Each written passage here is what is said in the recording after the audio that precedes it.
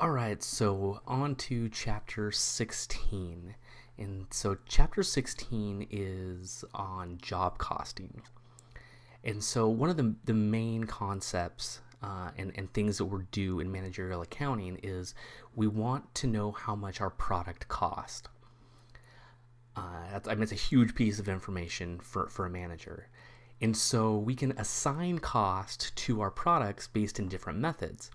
So in chapter 16, we're going to talk about job costing. Then we're going to go on to something called process costing, and then on to ABC, activity-based costing. And so with job costing, that's something where we're making some type of unique product where it's really easy to assign cost to each specific job. And so a really common one is going to be like an auto mechanic shop. So if you bring in your vehicle to get fixed, and the shop is going to go through and they're going to, they know what parts they did to your car, they added to your car, or they fixed. They know how much time they spent on your car. So it's really easy to say when you leave, they can say very clearly, hey, this is how much it costs to do this job. The opposite of that would be something like a dairy. And so a dairy is constantly making and producing milk, where it's hard to take 1 gallon of milk and say, hey, the exact cost of this gallon of milk is whatever it is. And so with something like that continuous process where you don't have unique units, you use process costing. So that said, in chapter 16, we're going to focus on job costing. And the first step of this is they want us to calculate a predetermined factory overhead rate. And so, overhead is, when you allocate cost to a product, we're going to allocate 3 things. We're going to allocate direct materials, direct labor, and overhead. So direct materials is really easy. If you're a mechanic shop, you replace a starter. That starter is your direct material. Then you have direct labor. And so, hey, how long did it take that mechanic to install that starter? So it's really easy to determine direct labor. Then you have this kind of fuzzy category of overhead. And so that's all the costs that are related to the product, but not precisely related to it. And so, in a mechanic shop, that's going to be things like, the rent on the building, miscellaneous cleaning supplies, the cost and the depreciation on the machinery and the lifts that they use. And so all that kind of gets lumped together as overhead, and then we need to figure out a method to apply that overhead to the product. And so that's what we're going to do here in problem 16-11. So what it does is, so we have a medical center with 1 operating room, and they have local physicians to perform surgical procedures. And so they go ahead and they give us overhead, what's the estimated overhead. And now, so here's the thing, is at the first day of the month, we don't know what our overhead costs are going to be at the end of the month. So it's hard to apply overhead when we don't exactly know how much we need to apply. So what we do is we come up with a predetermined or estimated overhead rate. So what they did is they calculated the estimated overhead that they're going to have. So we're going to start off. So part A, determine the predetermined operating room overhead rate for the year.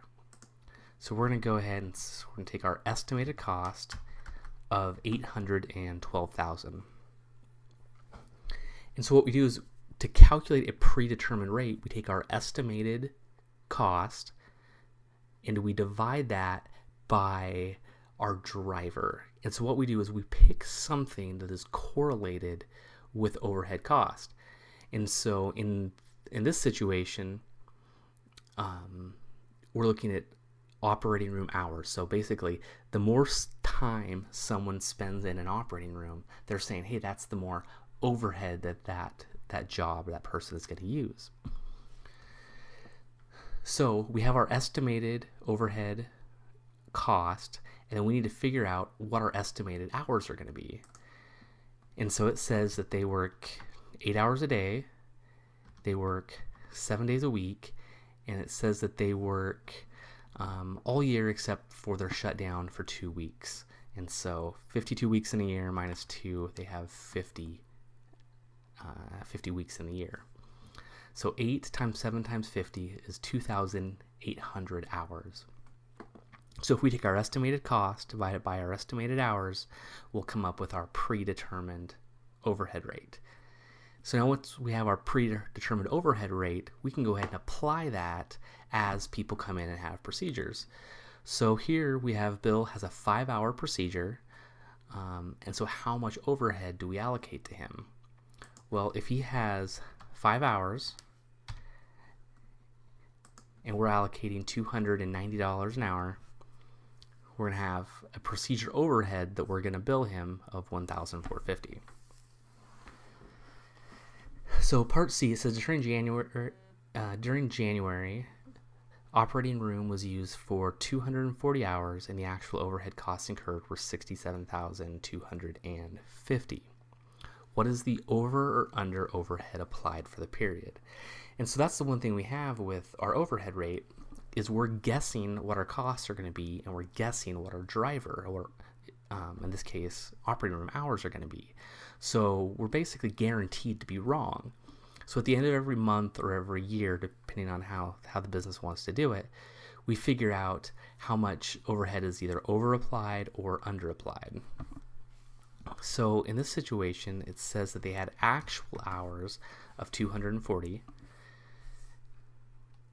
and we had a predetermined overhead rate of 290. That means we actually billed out $69,600 in overhead cost. However, it says that the actual cost were $67,250. So what happened was we billed out $2,350 more than the actual overhead. And so we'll see in future problems how we handle that over or under applied.